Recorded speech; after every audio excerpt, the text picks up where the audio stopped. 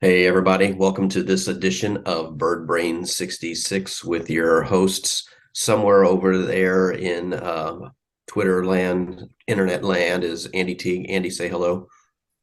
Hello. Awesome. I'm Brian Bretsch. Anyway, we're having a blast as always. Always do what I'm told, sort of. Andy, you need to go out and purchase a whole bunch of baseball cards.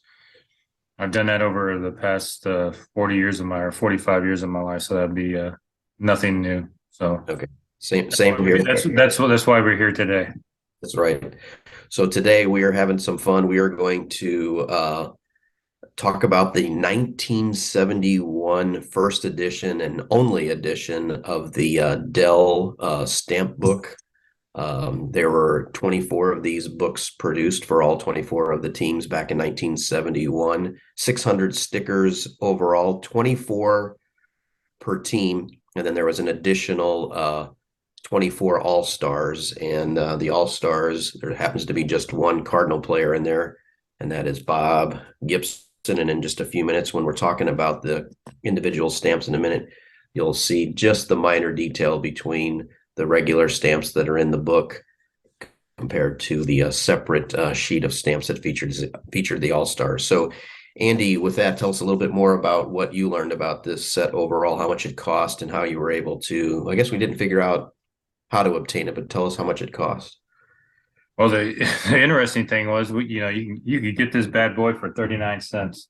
You see it right there, and Mm-hmm. every one had their own cover on it, for each particular team, which was pretty cool. Again, 39 cents back in the day, and who knows how you would get this thing. And I mean, I would have never remembered this. You would have never remembered how to obtain this thing. But the interesting thing, I'm going to skip to the back since you asked how to obtain this.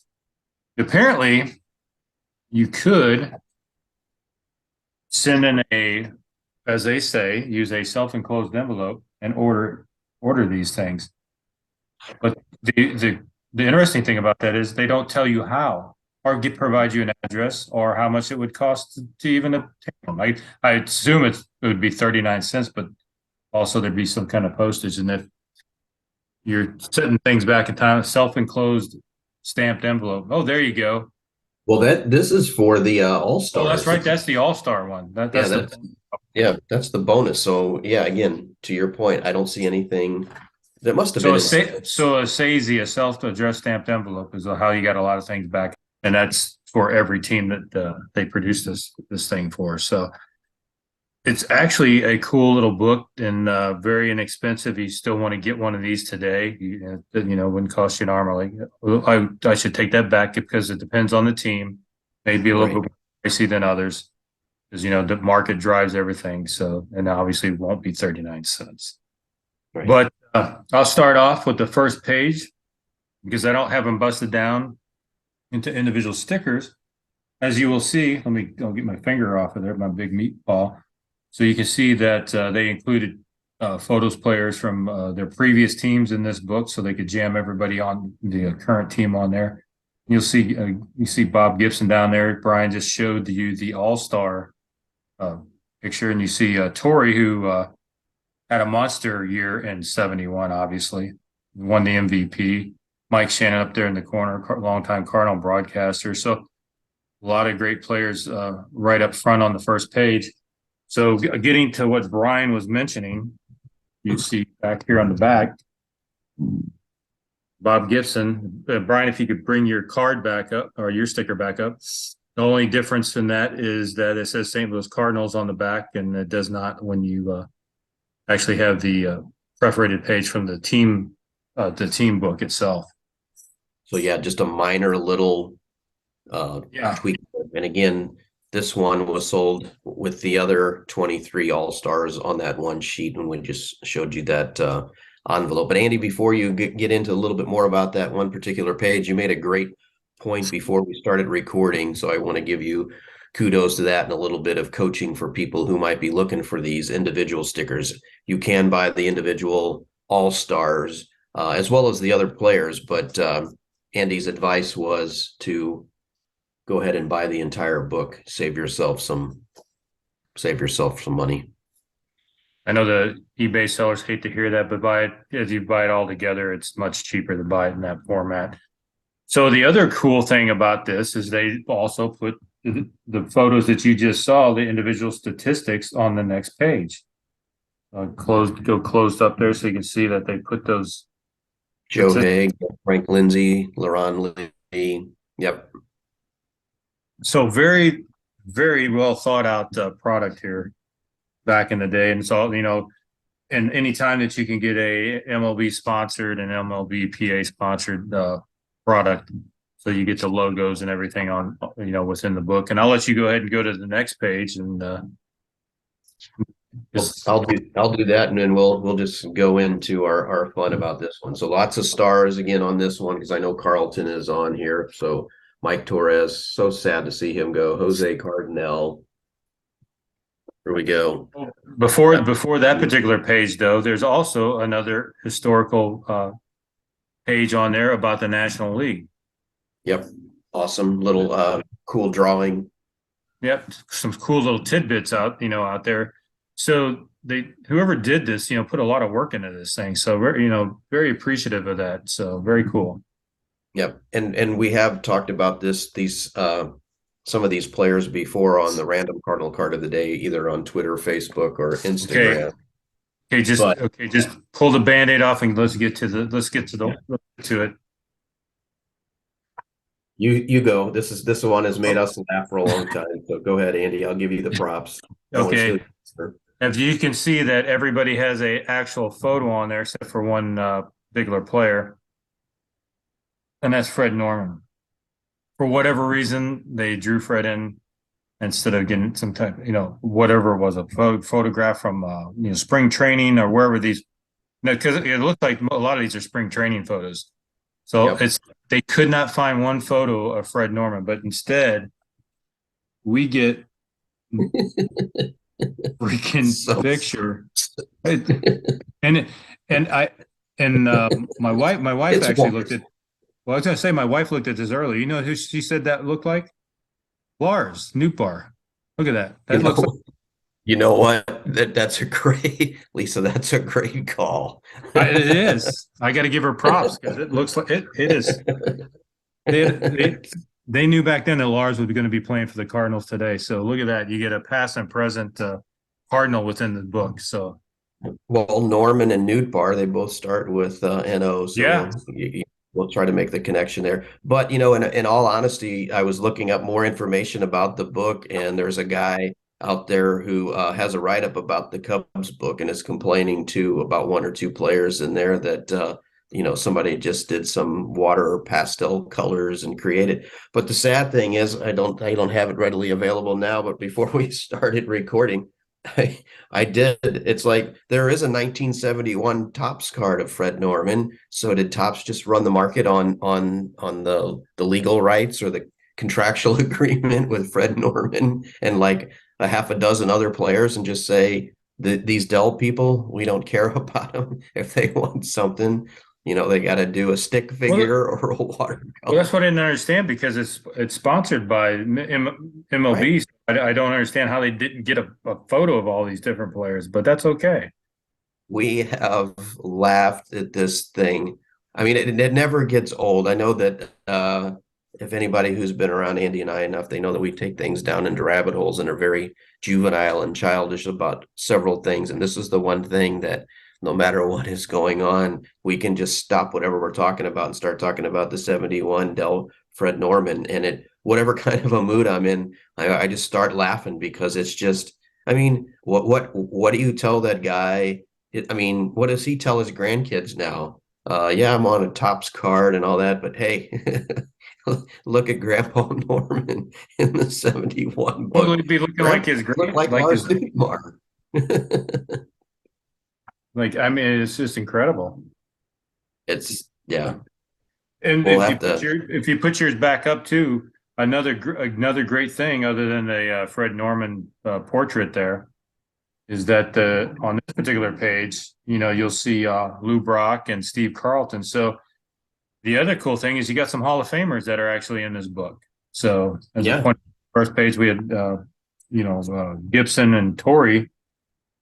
So, It's again, you hit the nail on the head. Whoever took the time to do this for all the 24 teams, I mean, there was some great thought behind it, except for and the Brian, last page. yeah, I was getting ready to go to the last page. We had a conversation about the last page before we began, and I'm going to let I'm not going. I don't want to steal your thunder because you're the one that actually pointed this out. But this happens well. One player in particular happens all the time, and it's I'm scanning. not Dick Sisler. Don't say Dick Sisler. Yeah. It's George So Sisler. we're yeah, that's his son. Brian always says Dick Sisler. Just everybody knows. So can you see that? So there he is, George Sisler. Oh, you had your finger on Oh, I'm sorry, wrong guy. I had him on Hornsby. There we go, the one with the cap. Yeah, my bad. I'm trying to do so this. they always have him listed as a Cardinal player for whatever reason. And so it says St. Louis Cardinals all-time greats. George Sisler he played for 15 years with the Cardinals from 1915 to 1927. No, he didn't. He played just across the stadium for the St. Louis Browns. He never played for the Cardinals. He coached for a while, but he never played. And Dick Sisler actually had a cup of coffee with the Cardinals. But so Andy, you show your book because we laugh and scratch our head at that one. We've also scratched our head over. And not to take anything away from Walker Cooper, but he's down here with some particular Cardinal greats because we were just looking at some other guys that could have possibly, Enos Slaughter was my first one that came to mind when I saw who was down at the bottom. So how they came up with Walker Cooper, who knows? Maybe they just saw like you said, longevity, and they decided to put Walker right on there. And again, not to take anything away from him, he's a solid player for the Cardinals for a number of years. Yeah, but like you said, you couldn't put Country Slaughter on there. You couldn't put Frankie Frisch on there. You couldn't put Chick Hafey. You couldn't put Terry Moore. I mean, the guys that I just named are all either in the Hall of Fame or in the Cardinal Hall of Fame. Again, no knock against Walker Cooper. He and his brother were a great, battery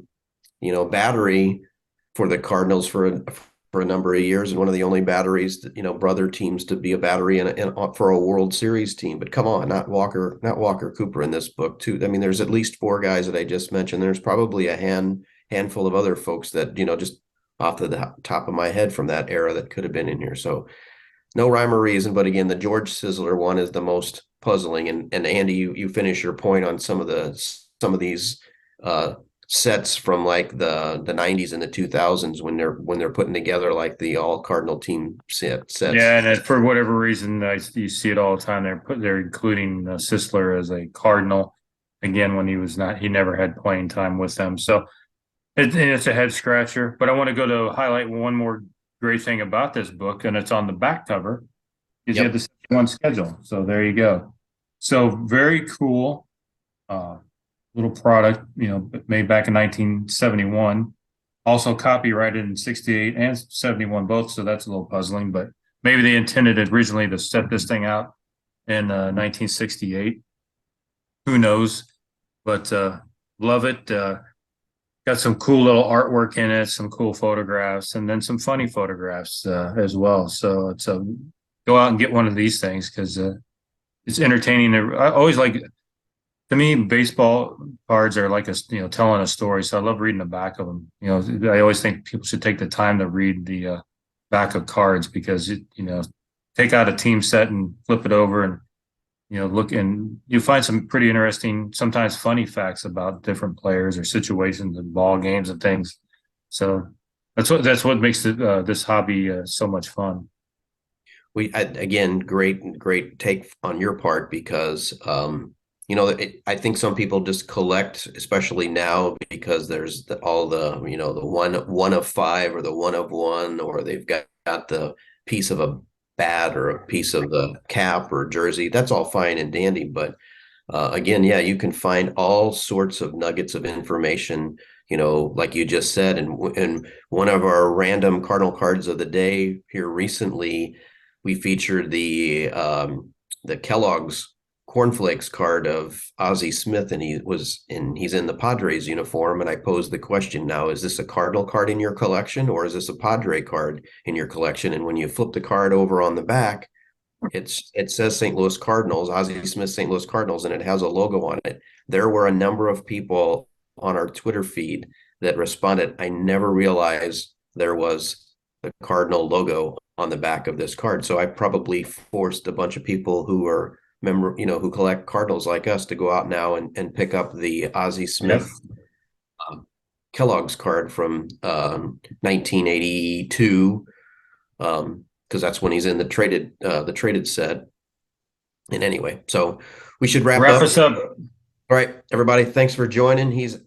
I'm Brian Bretsch. He's Andy Teague over there, over here, wherever he is. You can find us right on here. social media. Oh, and real quick, to your point about the card pulls and bats and everything, I recently just got one with George Brett. I pulled out of a pack, and it was a cutout of a tube of Preparation H from 1980 World Series. So if anybody knows that reference, or look it up, but I thought I'd throw that in there for your sake.